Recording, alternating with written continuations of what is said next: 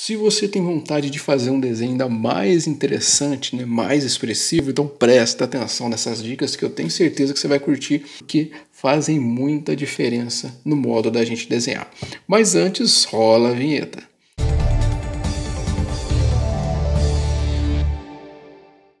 Para quem não me conhece, o meu nome é Matheus Machado, eu sou professor de desenho, fundador do Desenho Online e também empreendedor digital. Então deixa o like aí se você gosta de desenho, principalmente do nosso canal, e não esqueça de se inscrever, tá joia? Bom, o que eu vou estar falando aqui? Eu vou estar passando as dicas por etapas, começando pela primeira, que é muito interessante, que é com relação ao planejamento e a coerência do seu desenho. Porque toda vez que você vai fazer um desenho, você precisa ter claro, né, o que é para você desenhar. Porque a tendência nossa é, às vezes, improvisar. E isso faz com que você tome decisões que são um pouco aleatórias, né? Então fica um desenho sem ser conciso, ele fica um pouco solto. Então, o que é importante você definir? O personagem, né? A roupa que ele vai vestir, né? O cenário. Então, depois que você tiver tudo isso bem claro, você vai começar a desenhar conforme isso, para que ele tenha, então, coerência. Então, essa coerência tem a ver, então, com o planejamento. É praticamente uma coisa tá ligada com a outra, tá? Porque olha só que interessante, essa personagem, né? Ela tá sofrendo aqui uma ameaça, né? Tá vendo que tem uma lâmina aqui em cima, né? Como se fosse uma espada direcionada para ela.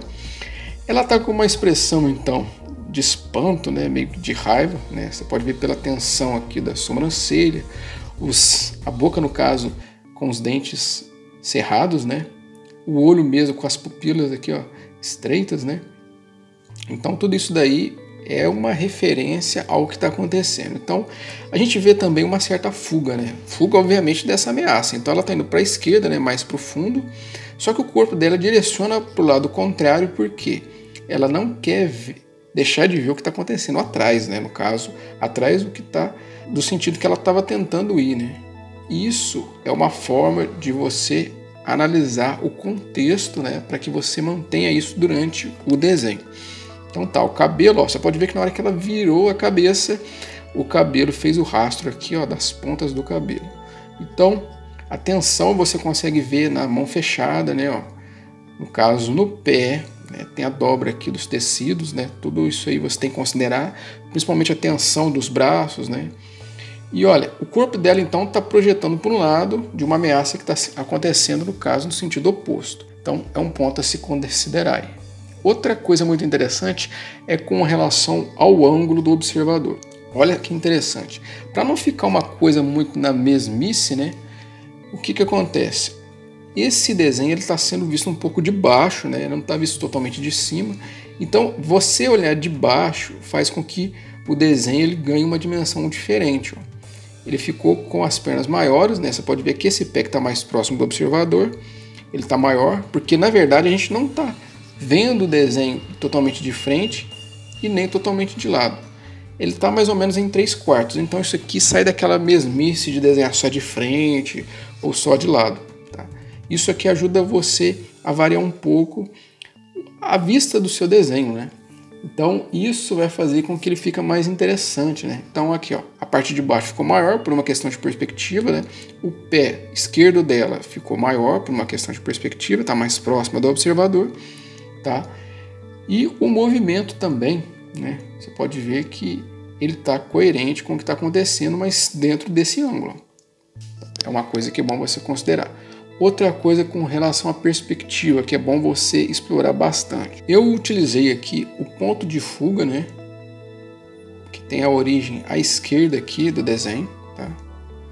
Então, aqui, mais ou menos, na altura aqui da pelvis, né? Da cintura. Personagem próximo aqui, tá? Aqui tem a linha de horizonte, como se diz, e as linhas de perspectiva direcionam para a altura dessa linha de horizonte, tá? Então, como a gente, no caso dessa cena, eu quis passar a impressão de que tem um movimento, né? Se o observador tivesse ali na cena, ele também estaria correndo. Então, como que eu provoquei isso? Você pode ver que o ângulo aqui, ó, da cena está um pouco inclinado, né? Você pode ver que se você girar aqui, ó, a gente coloca como se o quarto que ela está ali tivesse numa posição comum. Mas não, ele está inclinado para a direita. Então dá a impressão que você está correndo na cena, né? A hora que você mexe a cabeça, então tem essa inclinação. Isso deixa o desenho com essa impressão de movimento, né?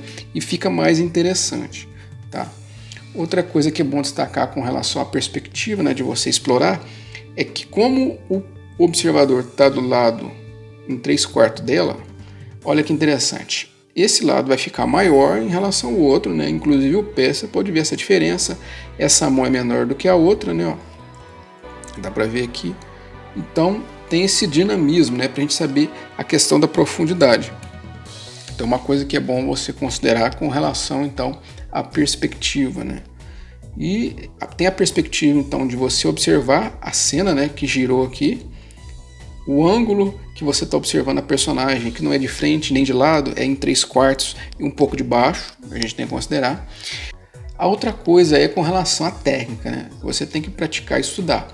Então olha que interessante, você está fazendo um personagem aí, você tem que estudar então a anatomia, né? Humana no caso.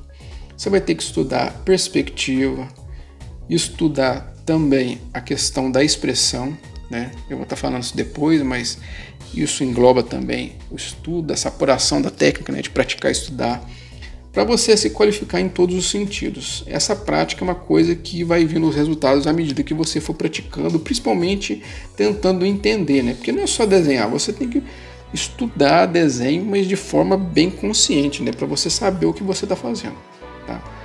Outra dica é com relação ao traço limpo, né? Você pode ver que o mangá, o traço dele é bem característico, porque imita muito o bico de pena. Ele é suave, ele não é um traço muito carregado. É claro que vai variar muito conforme o autor, mas é bom você se alinhar com a proposta que você estava almejando, porque se você fizer uma coisa sem coerência com o que é mesmo, né, com o estilo, com o gênero de mangá que você está trabalhando, então isso pode afetar. Então tem que estar de acordo, né? Aqui é um traço falhado, né? Ele falha em algumas partes, ele é espesso, ele é fino, tem algumas partes que a gente não detalha, igual aqui, ó, as unhas mesmo não coloquei. Vai depender do estilo de cada um, mas geralmente mangá ele tem essas, como se diz, essa objetividade do traço. É só o suficiente para passar o que você precisa, tá? O cabelo mesmo aqui, ó, é só onde realmente é mais denso, né? Tem às vezes alguma coisa que é bom passar, por exemplo, aqui no cabelo, ó, olha que interessante. Como existe essa curva, né? Porque a personagem girou a cabeça, aqui tem bastante traços, né? Para indicar o movimento do cabelo, tá? E aqui, ó, como ele é comprido, ele tem as pontas mais soltas com movimentos mais longos, né? Então, é bom você considerar isso também, né? O traço, ó, tá? Outra coisa com relação à expressividade. Quanto mais você estudar, não só a expressão facial quanto corporal, melhor o seu desenho. Então, tudo isso daí você tem que pôr em peso no seu desenho, se você quiser fazer um desenho mais interessante. E é treinar, treinar e treinar, estudar, estudar, estudar, porque sempre tem um elemento novo. Então, recapitulando aqui para você entender melhor. Primeiro, com relação à composição, à coerência, você tem que ter um planejamento. Ter claro o que você precisa fazer e desenhar seguindo isso, sem ficar improvisando muito, tá? Segundo ponto, o ângulo do observador, né? Que é, por exemplo, por onde a pessoa vai estar olhando o seu desenho, né? Eu desenho a cena aqui, no caso, que quem está olhando está em 3/4 em relação ao personagem, né? Não está nem totalmente de frente nem de lado, mas está em 3/4 e vendo um pouco de baixo. E tem também, ó, a questão aí da câmera estar virada por uma questão de dinamismo, né? Como se o observador estivesse dentro da cena, né? Algo que gerou um certo movimento porque a pessoa está assustada. Então todo mundo aqui dentro da cena também, como se diz, vai estar assustado. Então é como se ele estivesse correndo junto com a personagem, né? A câmera girou como se virasse um movimento, como se servisse mesmo do movimento da cabeça da pessoa, girou. Então, outra coisa, tem a questão da perspectiva. Então tá olhando em 3/4, então forçou o aumento das coisas em perspectiva. O pé ficou maior porque está mais próximo do observador. Essa mão em relação à outra, ela está maior. A esquerda dela está maior em relação à da direita, né?